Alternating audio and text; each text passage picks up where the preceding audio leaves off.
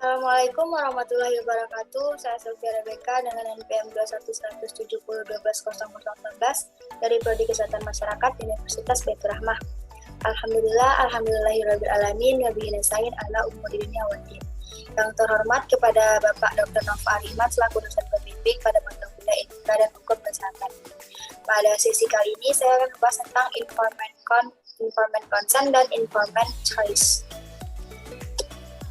Informant consent adalah suatu persetujuan mengenai akan dilakukannya tindakan kedokteran oleh dokter terhadap pasiennya.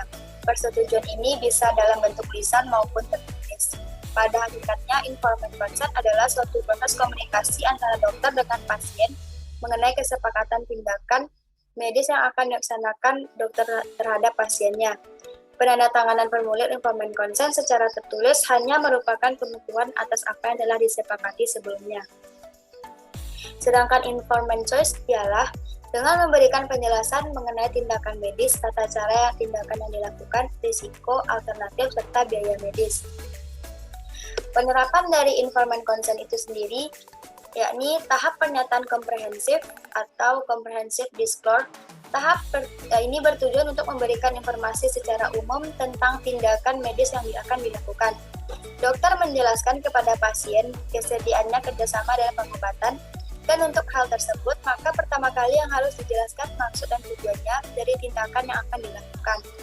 Tahapan ini tidak bermaksud mendorong pasien untuk mengambil keputusan, tetapi memastikan pasien akan mendapatkan latar belakang yang cukup tentang berbagai macam opsi atau penjelasan yang akan ditemui dalam pelaksanaan atau tahapan-tahapan selanjutnya.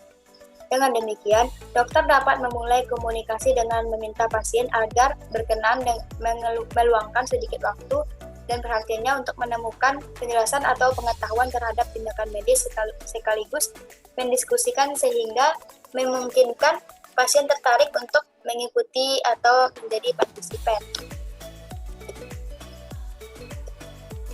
Selanjutnya, penerapan dari informant choice itu sendiri yaitu di beberapa negara terjadi hambatan dalam memberdayakan wanita mengenai pelaksanaan informant choice.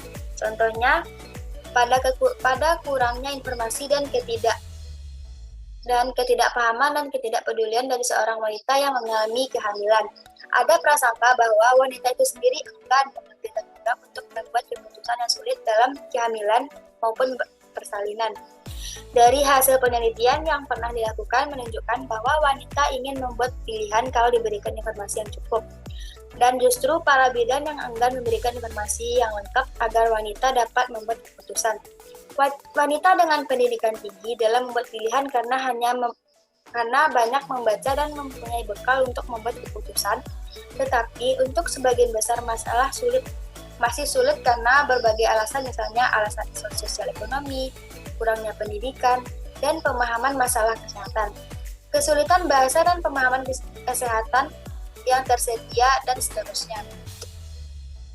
Baiklah, sampai di sini sajalah pembahasan saya tentang informant consent dan informant choice.